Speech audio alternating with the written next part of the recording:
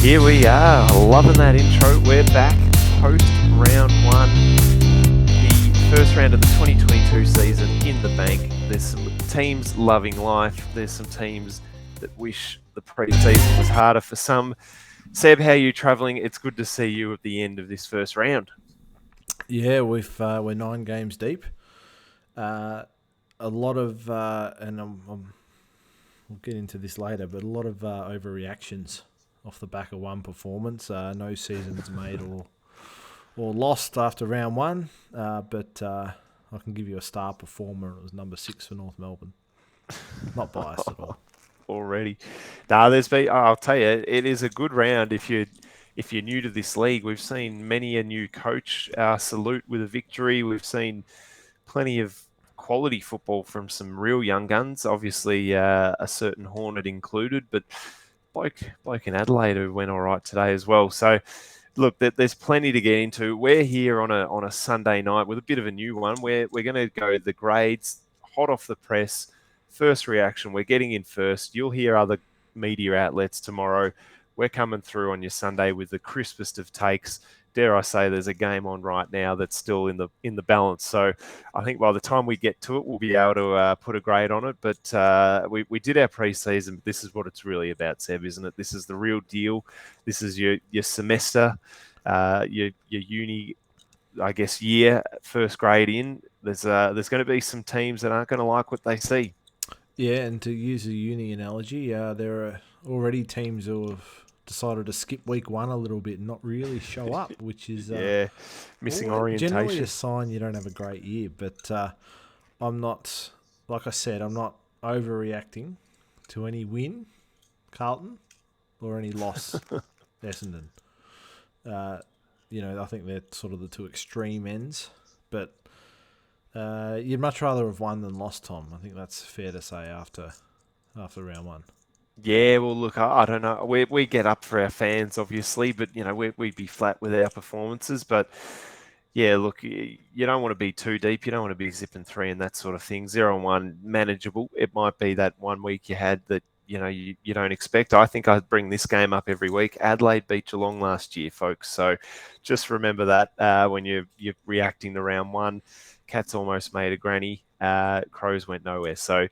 Yep, there'll be a few of those results that we'll discuss, but we can only go with what's in front of us, Seb, and you have to cast your mind back to Wednesday for this marathon round to begin the season with the first game.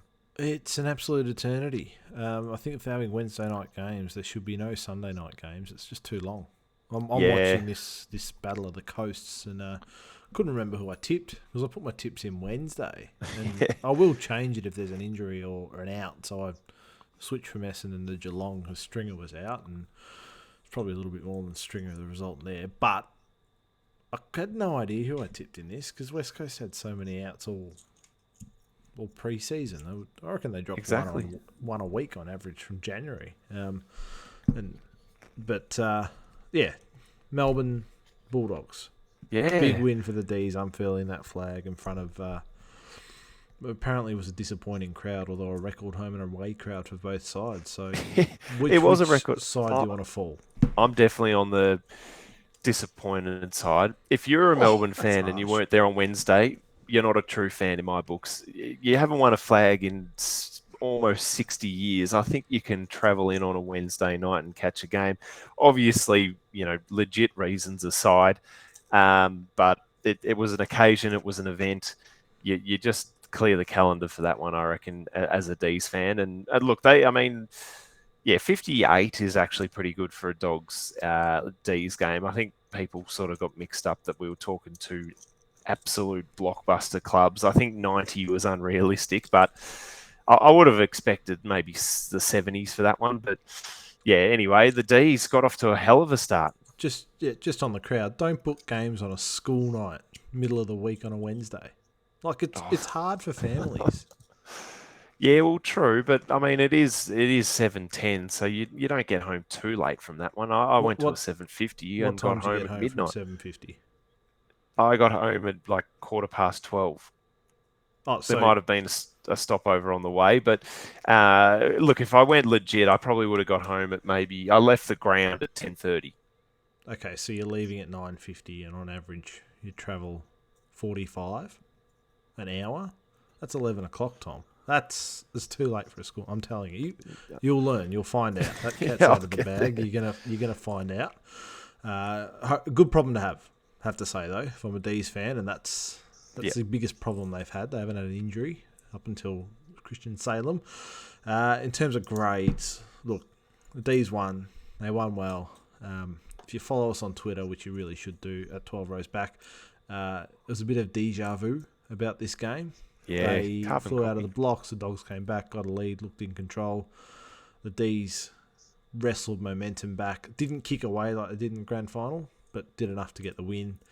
Anytime you beat another contending side, top four, when it's a sort of a 50-50 game, I'm passing out a distinction at this point, Tom. And the Dogs get a fail because that was their chance for revenge, and the D's were a little undermanned. Salem subbed off early. Jakey Lever didn't play. That was a laid out, not reported by a certain journalist who we don't need to go into. Yeah, that was the story And it's a of that failure night. because that was the chance for the Dogs to put a stamp on the competition that 2022 was their year, and they just failed. Yeah, look, took the words right out of my mouth, Seb. I think it was unbelievable for the D's to, I guess. I doubted them. I thought, was it going to be a bit of that motivation? How were they going to come out? Preparation? Where's I guess the care factor? But they just turned up, and yeah, the game was a real carbon copy, probably apart from the margin of the granny. But you've got to like what you have seen for the D's, and they would have been absolutely loving life that Petrarca just had no one go near him all night. He's going to have 40 if you do that. So, yeah, they beat a contender. You can't argue with that. It's a distinction as well. And I'm with you. The Dogs, Bevo deflected, and we've spoken about that, but real sad one for them. I mean, they had chances too. They had momentum swings. That's actually one thing we'll see probably throughout these grades is the momentum swings in games was just unbelievable. The Dogs had chances. So, the astronaut turned up and they really need to cash in on that. So I'm with you. It's a fail for them. Yeah, well, on the same page. We're on the same page at the start, Early, which is good. off the top. For those wondering, we did talk about it on our Instagram lives, which was on Wednesday and Great Thursday viewing night those. at halftime. So, little midweek insight there, but obviously the You don't have, podcast is what we're about. you don't have to leave the couch. Just it comes up on your phone. 12 rows back is going live. Just click on that and join us. We'll answer your questions. Live questions about footy or non-related footy. Yeah, we like the things. non-related footy ones. Pretty sure we were doing a player comparison of Jack Baxter and Tyson Woodland. Yeah, exactly. That's the kind of magic you get. It can go anywhere. Let's go Thursday night, Tom, which was our traditional season opener bump, not back, but second game of the round. What do you think of the Blues?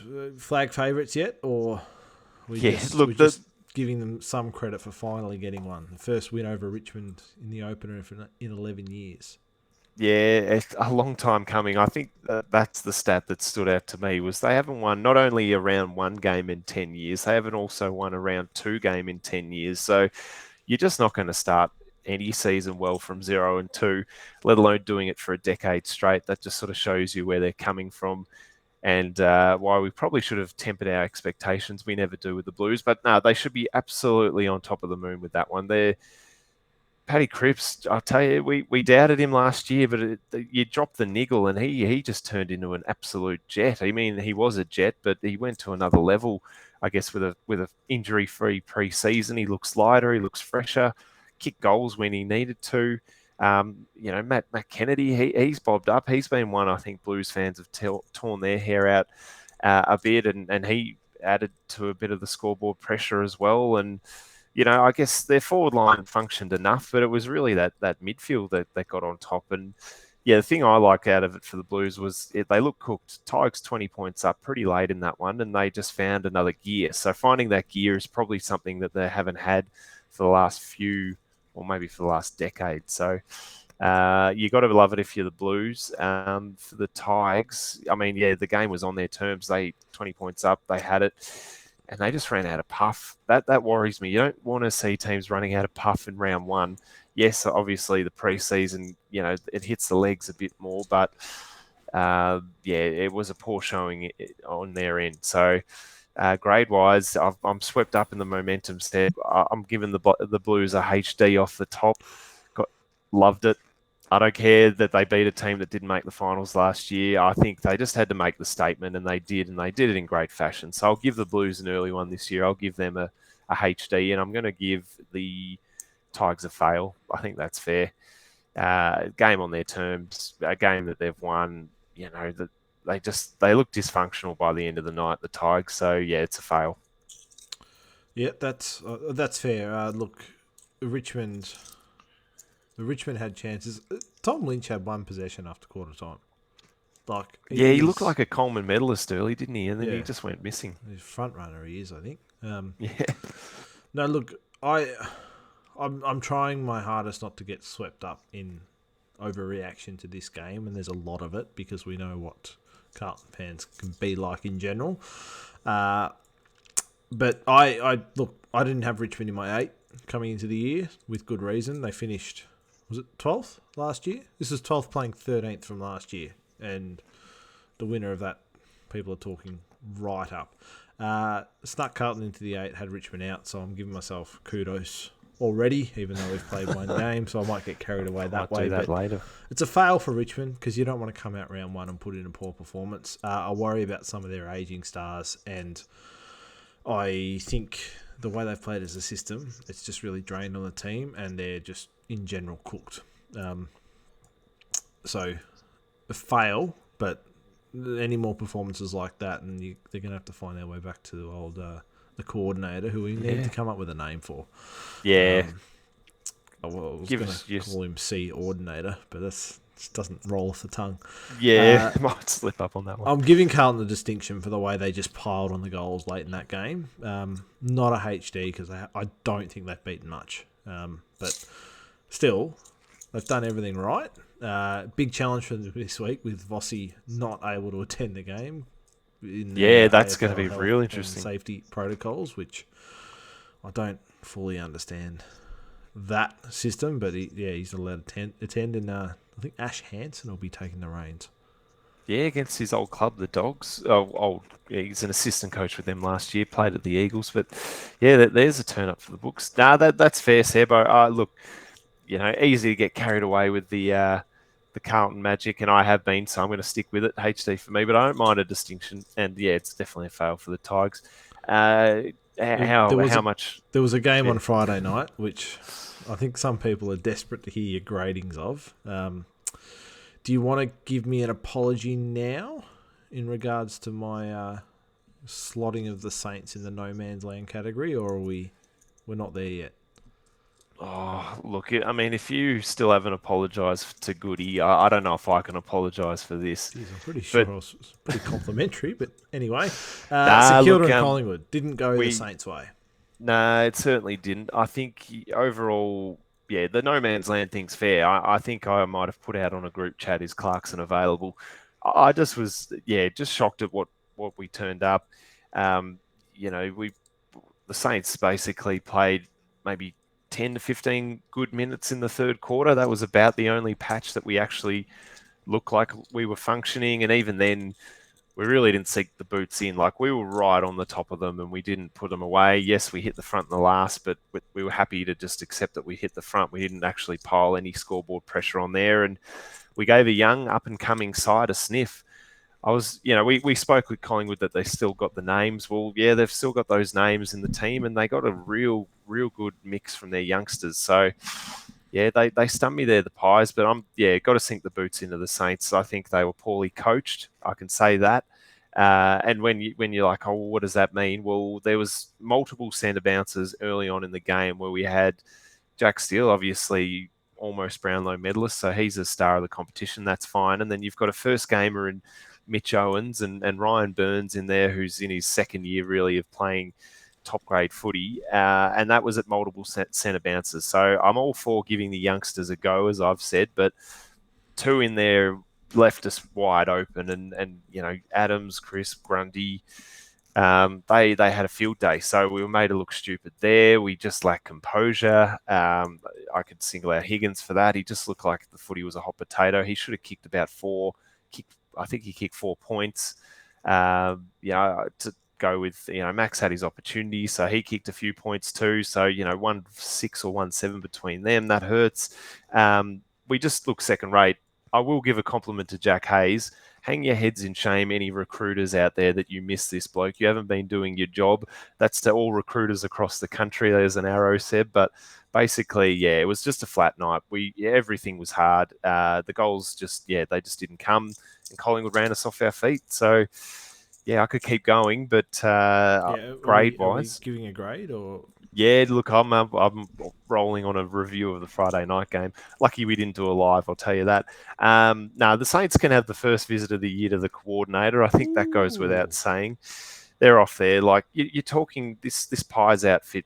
We said they're a bottom four outfit, so you can't go losing to a bottom four side at any stage, let alone off the top in the Friday night light. So they can have that. And look, I didn't really want to give the Pies a distinction. I wanted to pass them, but I'll give them a distinction. That was a pretty good win from them. I think that's the peak of their season. So I hope you lapped it up, Pies fans. It won't get any better than that. They can have a distinction. Very, I was going to say eloquently put, but I think it might have been anything but.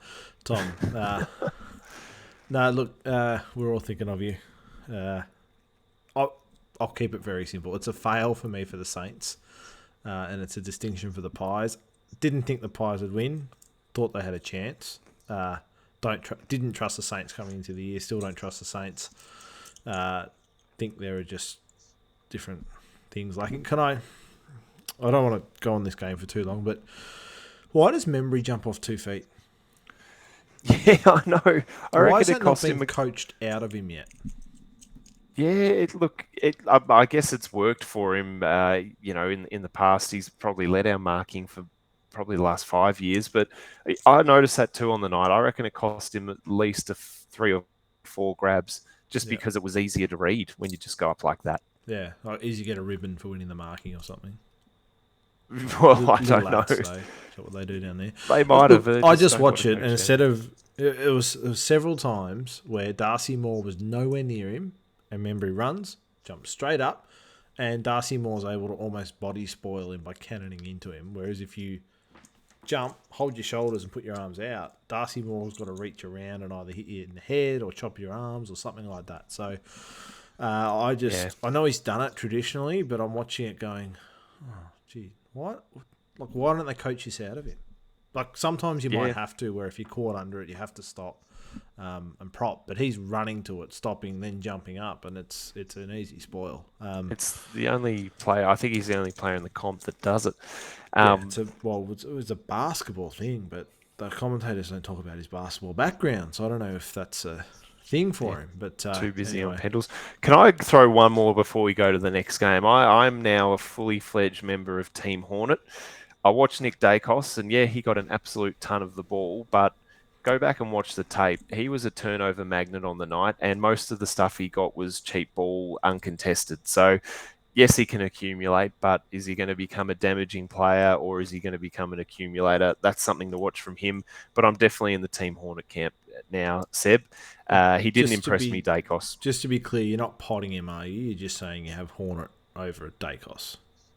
Oh, I'm probably potting him on the way through. Right. I didn't enjoy his game. And you're taking aim. You're in the Kane Corns category. Kane Corns has taken aim at a 6-gamer. I'm not. Well, maybe potting's too strong. I'm just tempering the fans here. So there's a bloke playing for Adelaide later that I'll pump right up after one game, but the Dacos, I just think just cool it on his hype, I would say. I can guarantee there'll be no cooling it. We know what the Pies fans are like, and that's why it's a little bit of satisfaction if you ever get the win. Speaking of good debuts, we head to the MCG where we had a pretty ordinary game, but 5 goals on debut for Nick Martin for the Bombers in what was at one stage it looked like it was going to be a 100-point loss. I think it ended up being, was it 66? 66, yeah. I was grateful for this game because I think this was probably the worst performance of the weekend. I didn't think anything had topped the Saints, but then the Bombers said, "Here, hold my drink." That was a great debut. Over in the West tonight.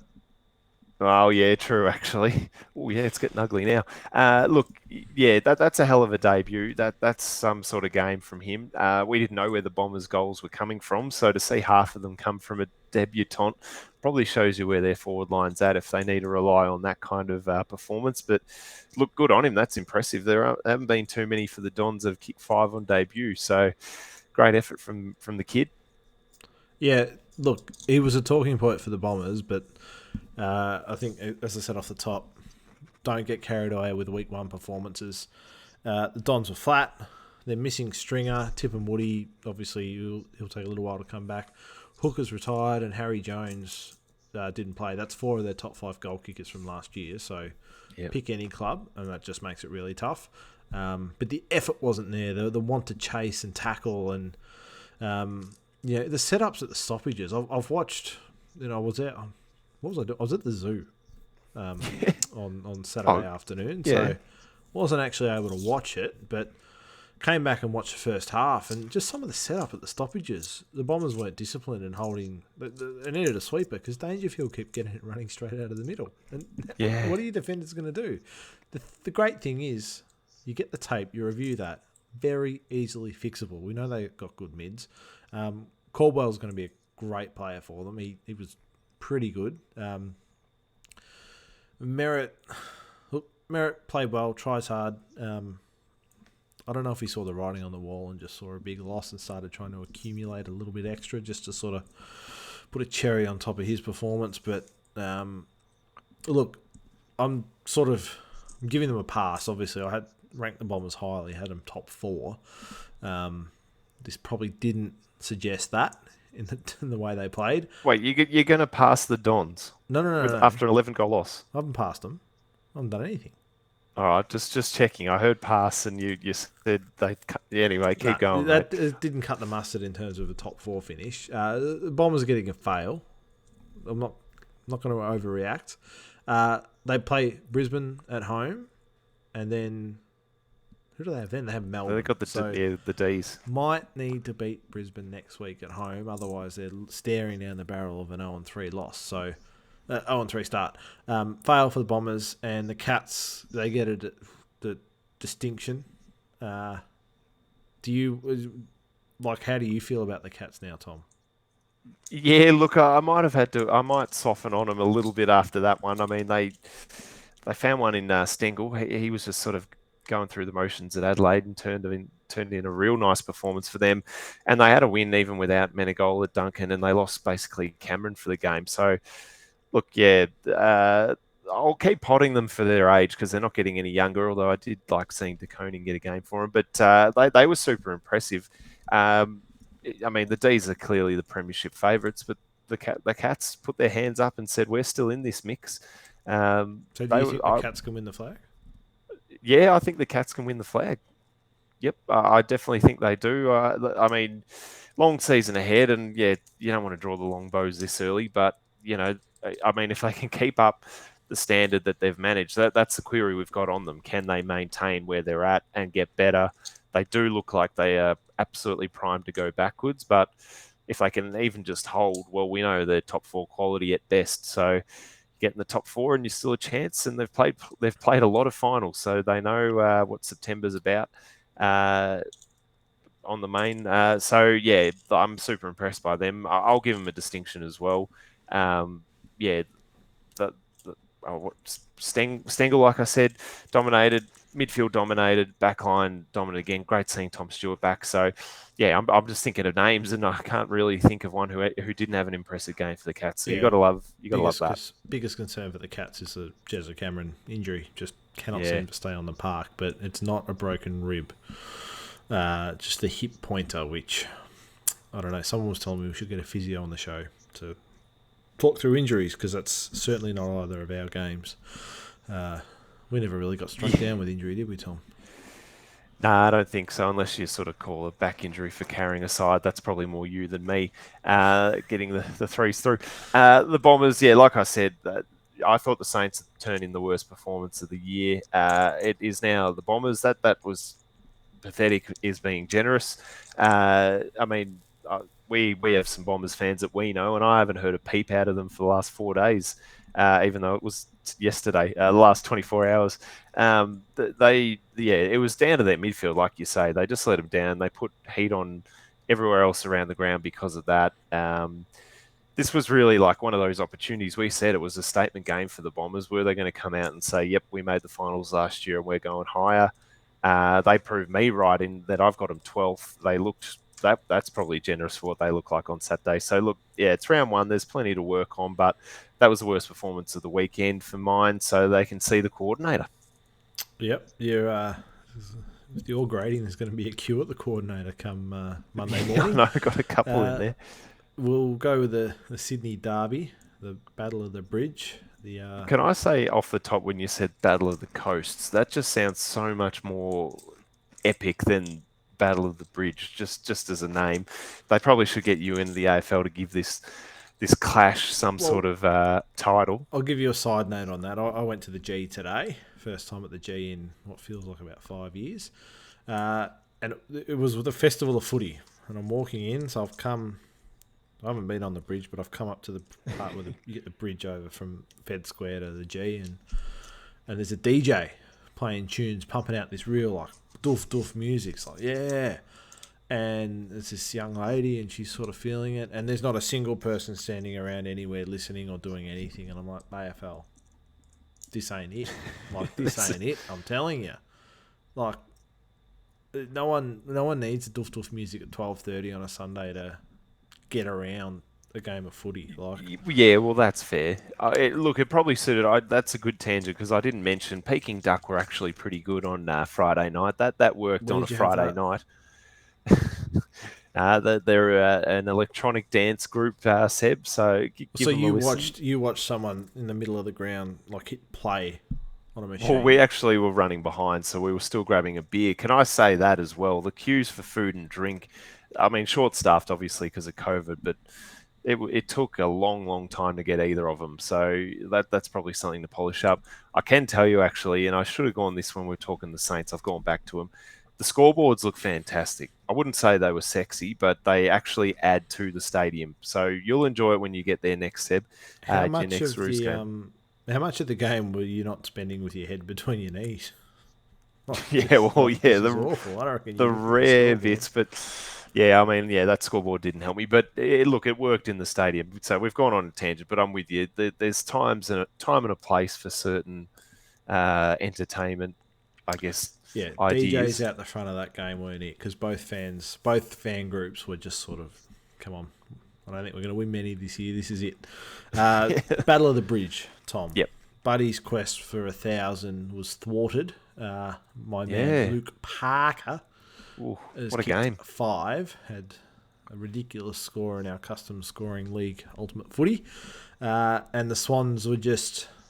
It was a bit of an up and down battle, and they ran out winners. They were too strong for the Giants, that was how I saw the game going, because the Giants are just a different side with Toby Green. Yeah, that's a good take. They had a patch there, I think, towards halftime where they looked like they were getting on top. I mean, yeah, it was neck and neck. And this is a genuine rivalry now. They should be happy with that, the AFL. This has turned into something. This is two good teams having a real good hit out. It was really up for grabs until Sydney pulled away. So, yeah, maybe Toby was the difference. I mean, there wasn't anything you probably pot the Giants for apart from just not getting the result at the end. But yeah, I just love with Sydney. You know, they've thrown Kennedy down back and they've brought in McCartan and they've put Parker half forward. Their moves always seem to come off in some way. Now I know that's a round one reaction, but I don't know if the Kennedy move to half back is working yet. It needs some time, but it's not as though it's like, wow, look at what he did. Yeah, well, I guess maybe, to reword that one, maybe it's just that they've been able to move him out of the midfield and the midfield, I guess, hasn't been affected. That's probably more the worry, not even what he does on half-back. 12 touches. Yeah, but I mean, I guess, they still probably, you would say, won that midfield battle. But yeah, I guess, I'll pass the Giants. I didn't mind their effort and their take. And yeah, Sydney can have a distinction. That was a great win against a rival and a, potential finalist. Yeah, so in terms of the grades, I found this one the hardest to grade because I don't have the Giants playing finals. The Giants should be aspiring to play finals. So, like, what what curve am I grading them on? Am I grading them on what they should expect and what generally people expect, or what I thought coming in, which was no Toby, no Giants, to be perfectly honest. So I'm gonna. Geez, you got me thinking. I'm gonna pass the Giants. I'm gonna pass the Swans too. Yeah, wow. Okay. The Giants without their most important player, you just have to win that. You're better side than them. You're probably going to go a little bit further this year. It's a double pass for me, Tom, in the what was it, traditional 5:10 Saturday slot. Yeah, there you go. Well, yeah, we're going to keep an eye on Sydney all year. Well, I mean, basically until Buddy kicks his 1,000th. I think there are a few Swans fans in Melbourne that didn't mind that he kicked one because their first game in Melbourne is round 3, where he might be a show to do it then. What did you think? And I enjoyed this. Saturday night, two interstate teams are beaming live into Victoria. A repeat of the '04 Granny, Port playing Brisbane on your Saturday night TV. Did you like it, Seb, or not? The fixturing of it. No, just seeing that on. Well, I guess yeah, the fixturing of it / the game itself. Yeah. Well, look, Tom, I don't see interstate or Victorian teams. I just see 18 teams. So Well said. it's just look. It was two top 4 teams playing off. Yeah, I'm always a bit cautious on the Saturday night commentary team. Duck's a good addition, I have to say. I'm not a fan of the Jerkies, just too wishy-washy.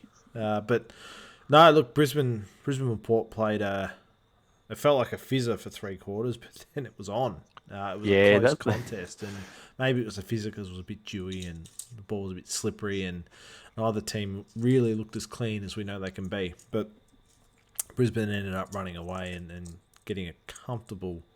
Was it comfortable, or was it just a couple of goals? 11 points in the end. Yeah, that was not comfortable. But they missed a few chances, Brisbane. It was good to see Cam Rayner back. All in all, I mean, look, to me, Port had a test and they failed it. And that seems to be Port's mantra for the last 10 years under Kenny. So they don't start winning these. Kenny needs to look at those want ads. Do they still have them in the paper? Probably. Maybe in South Australia, I don't know. Brisbane, a little bit the same. Yep, you won at home. You always win at home. Like, it's a bit of a nothing win. Like, do you know what I mean? I just... Yeah, I could see that side of it. I guess, yeah, it didn't really reach any great heights until it was one of those games where, yeah, it got close and that probably made it better than it looked. I mean, Brisbane played a brand in that last quarter that they should have just played from the start. Like, they played it safe, and then they're like, geez, we actually have to, get it into our forwards quickly, and they actually had a go, and they're actually pretty good at it as a side. So, you can't go in this game without mentioning Joey Danaher. He'll probably get it. He probably got many a stern talking to, but you just go back and slot it at any stage as a big key forward. You don't give off that handball. I don't care what kind of kicking issues you are having. You just go back and kick that. But I would look. Brisbane impressed me in that Charlie Cameron didn't give them a whole lot for most of the night. I know he kicked one late, but they didn't really get anything out of him. Zorko was a bit of a non-factor. McCluggage just, yeah. Well, yeah. So. No, exactly. But he, so didn't give him a whole lot for the 4 quarters. It's a bit harsh. He's injured. No, as in because he was injured. I'm saying he gave him nothing. Not his. But I've never done an Achilles, but I can imagine it would have killed him being on the sidelines, not contributing. But anyway, the Power had some chances. Darcy Byrne-Jones, he was good down back. That's a biased take because I've got him in my side in our little league, Seb, and he scored magnificently for me as captain. Dan Houston had probably the game of his life too. So little bits of, sprinkled little bits of impressiveness, sprinkled little bits of what the hell happened there for the game and grade. This is probably the one I struggle to give a grade to. I feel like I'm with you. Port failed because it was a test and they had this game really on their footing and they just dropped it. So they can have a fail. Brisbane, I'll be nice to them. They did beat a top 4 side, even though it was at their home deck. Yeah, I've swapped mid-sentence there, but I'm going to pass them. Yeah, no, That's what we do. Our opinion isn't final till it's read out on the podcast. Yeah, that's right. Alir looks like he'll miss a month with syndesmosis, I'm hearing, which Yeah, that's not good to hear. not good. He was so critical to what they did last year, and you want to give the power every chance. Although it sounds like I'm going down a simple Simon path with Kenny, but Yeah, I know. I'm not overreacting Smell to blood round in the one. I'm water. not doing it. Yeah, so that's Saturday. Quiet Saturday, Tom. Only the 3 games. Yeah, it felt like there was more footy on the Saturday, but maybe it was just because I don't know. Maybe because it was 3 games, it felt more than the one a night we'd been seeing. But we got 3 on the Sunday, and there's some results to discuss. So I did see. Yep, you ventured to the footy. You had magnificent seats, if I do say so. Right at the front there. That's some premium stuff. Yeah, they were just in the forward pocket, which isn't ideal for watching what's going on down the other end. But yeah, no, we had a nice day out. Went along to the footy. North fired a little bit. North didn't take advantage of their opportunities in the second quarter. Could have been 4 or 5 goals in front. Hawthorn kicked a couple late. We led by a goal at half time. Hawthorn did take their chances in the third quarter, so both teams had momentum, but Hawthorn kicked more goals, and that was the end result. They won by 20 points, which I thought was about fair. Look, there was a lot to like about North, but a lot of the same old skill issues that we've had for a number of years. 3 rucks don't work. For the Hawks, You can confirm that the 3 rucks don't work. Well, don't write anything off after round 1, but if it doesn't work against the Hawks, imagine when you come up against a good side, Tom. I don't know how well it's going to work then. Well, so when you say, like, I'm intrigued because it intrigues me, this ruck thing. So who was the weak link? Was it Coleman Jones? Coleman Jones did nothing. Okay. Cherry did well as a ruckman, but around the ground doesn't give us enough. Goldstein was actually good as a key forward, but it's not his strength. He kicked a couple of goals, took a few good grabs. We dominated the clearances the first half. Davies Uniacke was on fire. Yeah, he had a game, didn't he? And then we just petered out a bit, and we got some momentum back, and there's a bit of undisciplined acts from some of the players. I know the players felt a little bit. I know the fans definitely did, but the players were a bit frustrated with some of the decisions. But we didn't have someone stand up and lead and get us through that, which, we're a young side, so that just is what it is. Ben Mackay going off with concussion in the second quarter didn't help, and we sort of had to play we're a key defender short as is, I think, and that really exposed our captain, who there's a very informed fan sitting in front of me who doesn't think Zeeble should be playing, let alone captain. Thinks Johnson should be captain, and I just gave him a nod and said agreed to that young man. Yep. He's a well-informed individual. Didn't want to buy a shirt. But let's not take away. Hawthorn, Sicily, his first game back, he was very good. CJ was just everywhere across that half-back line and gave them so much run. We really needed to play sort of a defensive forward role on him because he was just pivotal to what the Hawks were doing. And then Gunston, if he kicked straight, could have kicked 5 in his first game back in a long time. And Mitch Lewis, he's a big boy. He played well.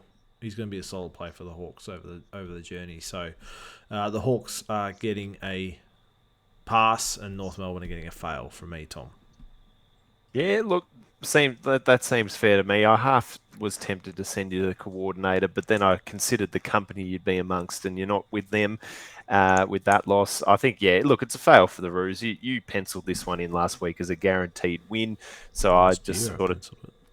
Exactly, so I sort of turned this one off and thought it was over. Look, I'm with you. I mean, the Hawks bringing back some names in Gunston in particular. If he kicked straight, like you said, he really could have ripped it to shreds. Just that game of momentum, and that's something you'll learn, I guess, over the stretches when you've got the chance to put the foot right down, then you'll take it. I mean, you haven't mentioned him yet, but the Hornet got on the scoreboard, so you like that. LDU, I'm super impressed with his game. He is, a bloke that's taken a little bit to come on. Some midfielders can explode out of the gate. He's had a bit more of a slow build, but he might overtake a few now. I'm liking what I'm seeing from him. Yeah, look, it failed for the Roos though. Winnable game. Hawks, they can have a pass for that one. Wingard coming in late. I think, if they can get 4 quarters out of him as well, I think that'll change how they play as a side. But for now, he's sort of in and out. So, look, things to work on for both teams, things to like. I think it was probably the right slot for it early on a Sunday. Are you trying to take shots at our clubs? Oh, well, I'm saying it probably wasn't a marquee game at this stage of your rebuilds. And St Kilda Collingwood should have been the marquee Friday game. Don't agree with that one 16th either. versus what, 11th, 10th? Yeah, I would have preferred us to be at the G on Saturday. To be honest, I think we were stretching it being on Friday night. But look, yeah, I'm with you. They can't always get it right with the fixturing, but they probably got it wrong on Friday, but right on the Sunday. No, very good, Tom. I am begging people to send in mailbag questions about the Hornet. That'd be a great one to pull over if you're driving and listening and sending it in, because I can talk all day. 6 of his first 7 touches were in score involvements, Tom, including he was just outstanding. And if we had as big a supporter base as Collingwood, you'd be hating North Melbourne right now, because they would not stop talking, just like Dacos. You'd not stop talking about the Hornet. It's an exciting time to be a Roos fan.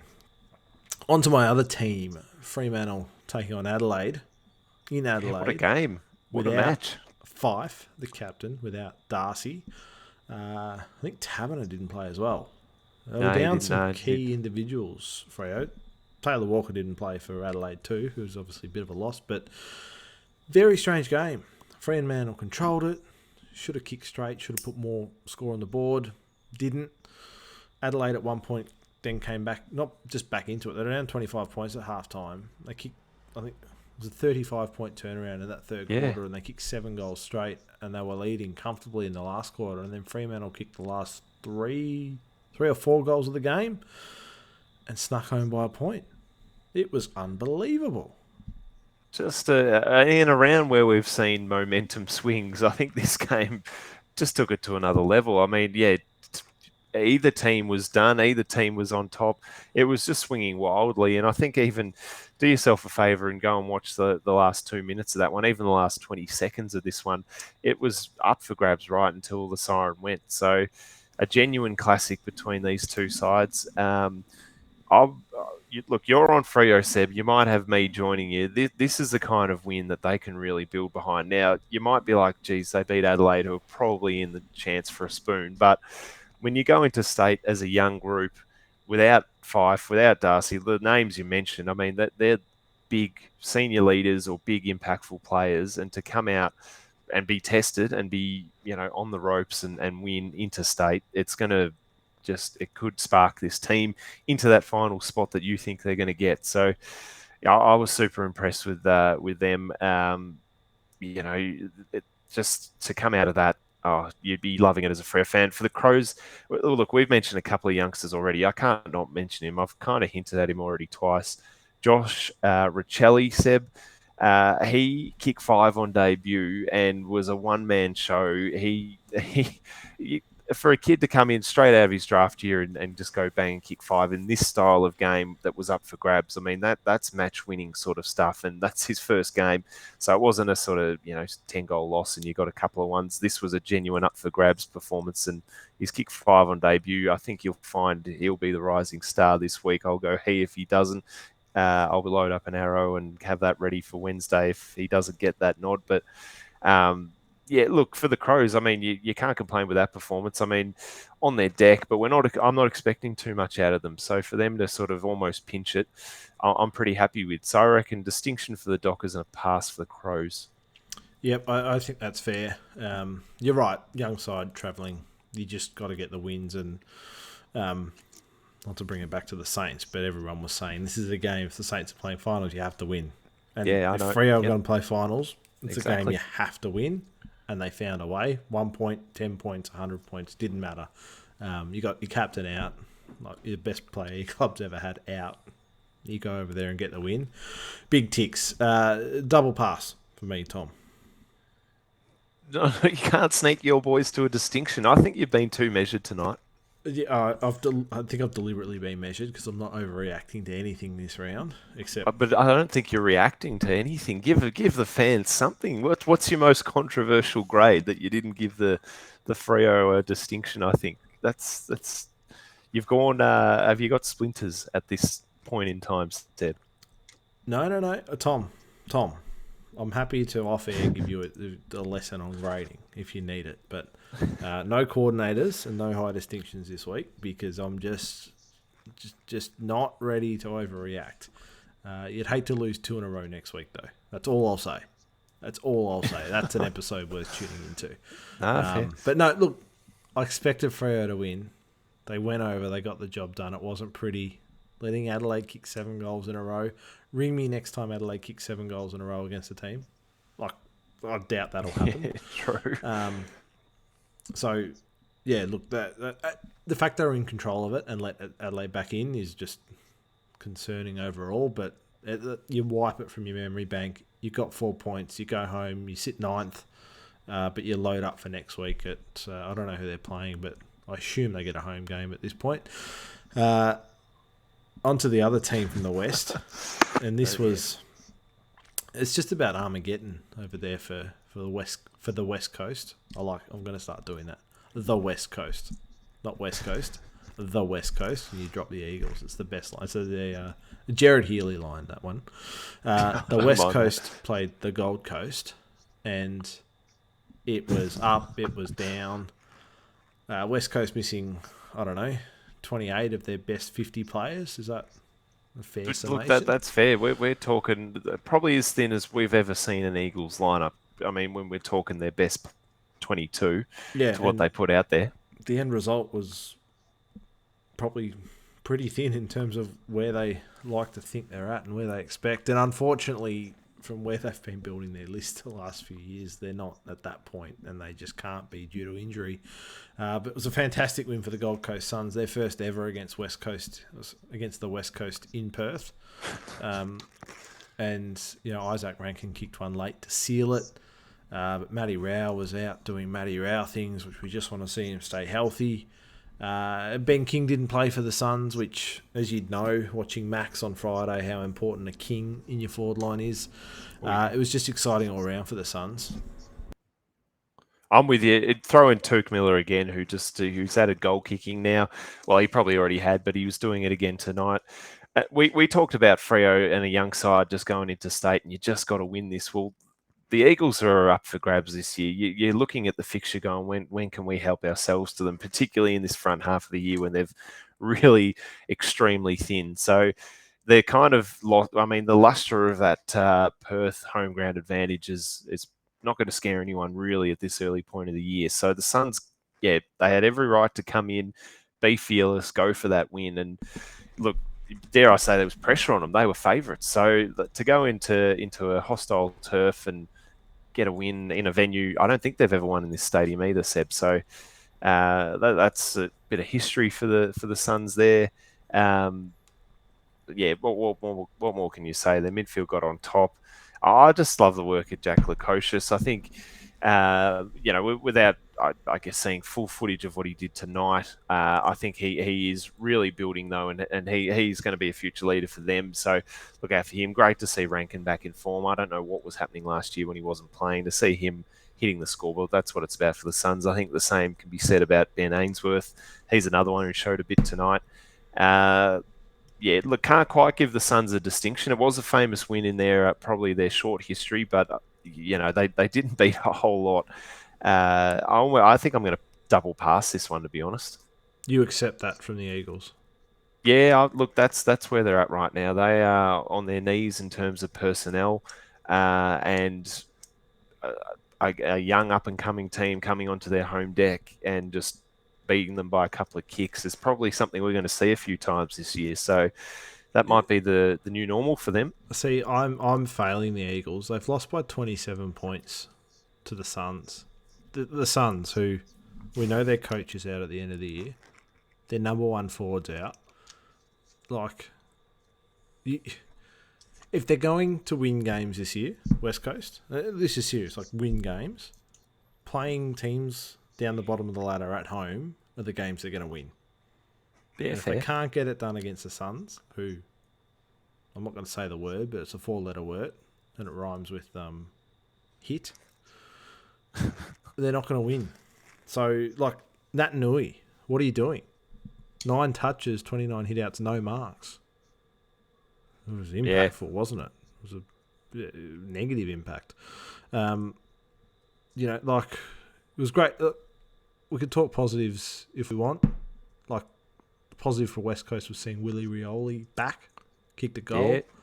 That was great news, but Maybe Petrocelli, I think he gave them a little bit of zip, but he's kicked a that's couple. probably... Dixon's kicked one in his first game. Tommy Barras, first player ever to kick their first goal in their 100th game. Yeah, they got around him for that one, didn't they? That was great. My scenes. word, anytime a defender does anything, some of these teams get around them. But, no, look, it's a fail for West Coast, and they're on warning. I'm not... Jeez, it has taken to the last game and the last team for you to sort of rile up a bit. So I can't wait for the round 2 grades when you've warmed up a dash. I like it. So Well, sink the boots in. West Coast play North next week, so geez, we're a chance. No, look, it's a fail for West Coast. It's distinction for the Gold Coast. First win in Perth against the Eagles. You've got to give some massive raps to that when...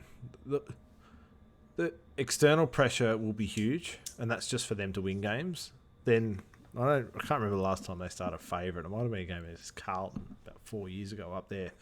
I think favourites against North in round 2 last year. But to go and win well, it was great. Now you watch this week. Let me tell you, they're playing Melbourne at home. Yeah, Jeez, they're gonna get rolled. But they'll be 1-1. It's a good start. Distinction. No, that is. We don't. Well, we almost actually don't. Well, I mean, when do we care for the Suns, obviously, because we want them to do well. It's good for the game that they go well. But I know that you. Well, now this isn't hidden by our audio. Now we're fully visual now. We don't care. They could win 3 or 4 in this first sort of 8 weeks of the year. It's actually when it gets to the depths of June, July, August, when it's the real winter of winter, that they've got to put together a couple of wins and actually show a little bit in the back half of the year. So they're on notice. Get off to that start and keep it going, Suns. That's what we want to see. Absolutely. So I reckon they're our best grades yet, Tom. I liked it. I haven't teed off as much as I often like to, but yeah, a little bit too measured for mine, but you'll get there. That's all right. Well, we had a pre-season grading, and apparently it was too high on some teams and not high enough on others. So I've gone more measured, and I'm getting feedback already that that's not right. So we'll get it right. We just, like all clubs, you give us a week, we tinker a bit, and then we'll come out firing. Hey, before we wrap this one up, because this is a nice, short, sharp rankings, which is still going to go an hour, but that's what we do. I know. Probably that tangent off to the Festival of Footy and the Peking duck you had on Friday night. It just wasn't needed, but we're here. Yeah, I know. Heath Chapman, I think, had just about the best spoil in the history of football, because Adelaide had got the ball deep in their forward line. There's 20 seconds left. Ball's a foot from the goal line, and he's punched it back into play to a teammate. If he punches it over the line, it's a draw. That's just huge. And I can't help but think of the great late Danny Frawley and Bounce, how he would be going off his head. Oh, yeah. Punch. Bang! He'd be giving him one of them. He would have. It was just outstanding. Heath Chapman, take a bow. I like it, Seb. This is a nice little positive end. I might jump on and give you my little anecdote from the round. Absolutely love seeing Sam Doherty kick that goal. They were absolutely fantastic scenes. We've probably potted that weird spider camera that comes from the top of the stadium, but for that particular moment and goal, that was just fantastic. Great to see the whole stadium go up as one. I know the Blues fans aren't shy of standing up and not sitting in their seats. That moment, it was more than fine. That was great to see Doherty back and getting on the scoreboard. Great scenes. Yeah, you can't fault that. You cannot fault that at all. What do you think, Tom? Successful I reckon we round one? Yeah, I like it, Seb, and I reckon we come back with a little midweeker on Wednesday to chat all the topics. But good to get through the grades, and I think this is the new system for us, isn't it, Seb? We'll be back post round to give you the grades hot off the press, and then we'll give you the midweek issues further into the week going forward. That's it. Sunday night grades, Wednesday night issues, and a few Instagram lives, Twitter and Instagram, and everything else in between. Busy, and I like it, Seb. I look forward to it.